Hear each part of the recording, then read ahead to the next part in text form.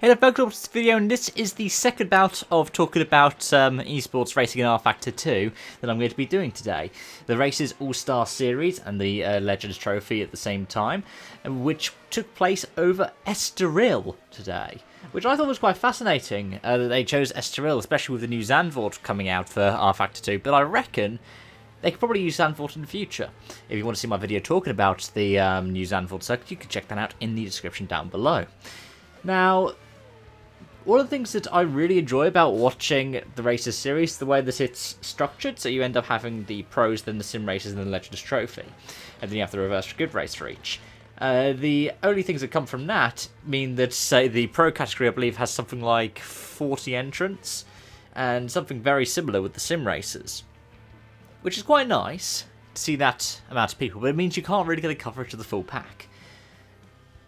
That said, with the sim racing, it was quite nice that after around P10, they were all basically bunched up together and in some kind of mishmash, which was really quite entertaining to watch in the final lap or so. That was on the reverse grid race. In the actual races themselves, it was Dillman and Van Uitert who took the two pro wins. It was Wisniewski and Jajowski who took the two sim race wins, and then it was Button and Solberg that took the two Legends ones, which was all pretty cool, pretty standard in some ways, though there were a couple of disputes. Firstly, over what happened for qualifying for the sim races, because Terzic, Jajowski, Brzezinski and Siggy all ended up right down the back of the pack. And you have to ask, was this deliberate? I don't think it necessarily was. I think part of it was the fact that you're constantly overdriving in the sim racing part of it to be closer to the rest of the pack, so they could have just overdriven and span. But at the same time, it's funny to think that so many of the fastest people were right down at the back of the pack for the reverse grid race. I don't think they should be punished for it, because very much aiming for where you're going in qualifying is as much the tactical side of sim racing as is the actual competitive racing and qualifying element of it.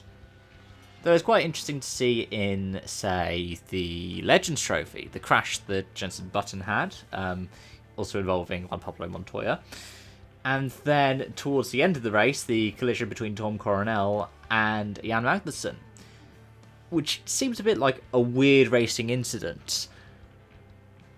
Like, it seemed like, from the first view, it seemed as if Coronel put Magnussen into the wall. Then when you saw another one, you saw Magnussen come back across, the two just basically tangle, and then both of them go off into the wall.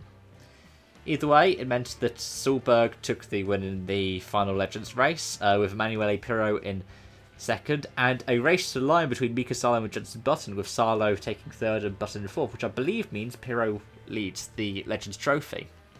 That said, I haven't seen standings. I'm recording just as the second Legends Trophy race wraps up.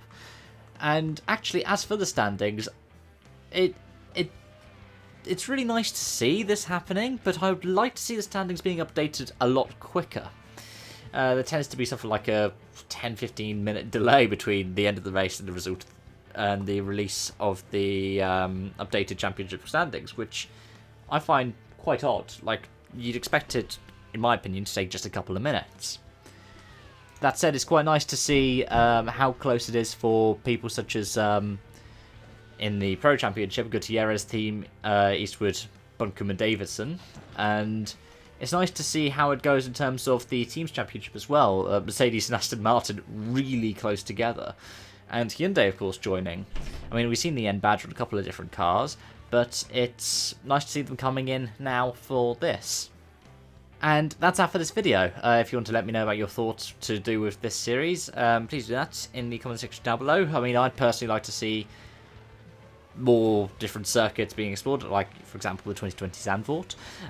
I'd also like to see, well, more kind of transparency in the point system, so then we get an easily more updated point system.